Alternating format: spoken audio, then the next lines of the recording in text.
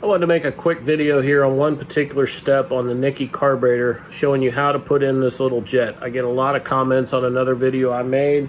The other video goes into full details. I'll put a link to that at the end of this video. But what I want to show you here, when you take this carburetor apart, if you're not very careful, this will fall out. A lot of people even lose this. They don't even know where it went to, or say it was never in the carburetor. This is the piece that goes right down in this hole right here, but it has to go in there a certain way, and I'll show you that here in just a minute. But what I want to do here is go ahead and put this rubber gasket on here, and you've got this little nipple right here. I'll show you something else with that here in just a minute. But get this turned, I can get it flipped over the right way. Make sure that fits down on there, and it's indented. So this will fit down in there in a little indent. This piece here then, and I'll try to show this as much as I can, you've got the O-ring on the bottom. I've had people ask me what size that O-ring is too, and I really don't know. It comes in a kit. So you're gonna put the larger end is gonna go up. So when you drop this in, the O-ring goes down. Just drop it right in that hole right there. Make sure it doesn't flip around when you drop it. Should be right down in there.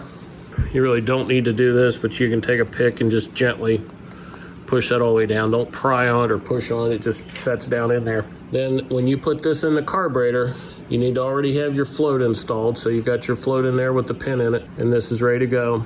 You've got this laying in there correctly on the indent. Then take your carburetor and, well, one more step here I'll show you. This O-ring here, pull this out of the carburetor. And what I'll do is put this on the nipple, on the plastic part. Because if you try to push this down in there with that in the carburetor, you can actually damage this. So get this all squared up. When you put this together, pay attention to where that nipple's at. That has to slide right down in that hole right there.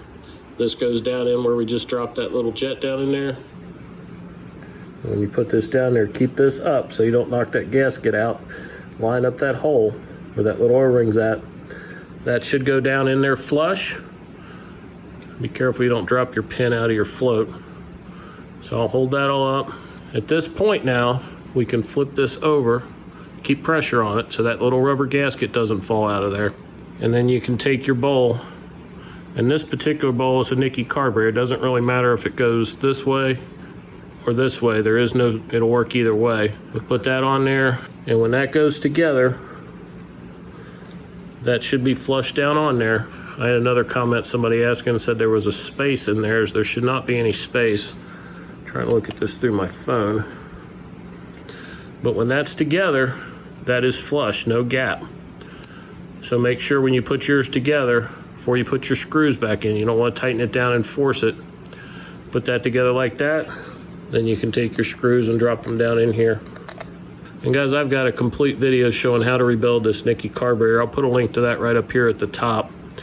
So you can check that out if you need help on the full carburetor rebuild. But this is particular, just wanted to show you how to put that jet in there and show you here how flush this is, even before I tighten the screws down. That's no gap in there. If there is a gap, you don't have something correct. So take it back apart, and then you can just tighten this down.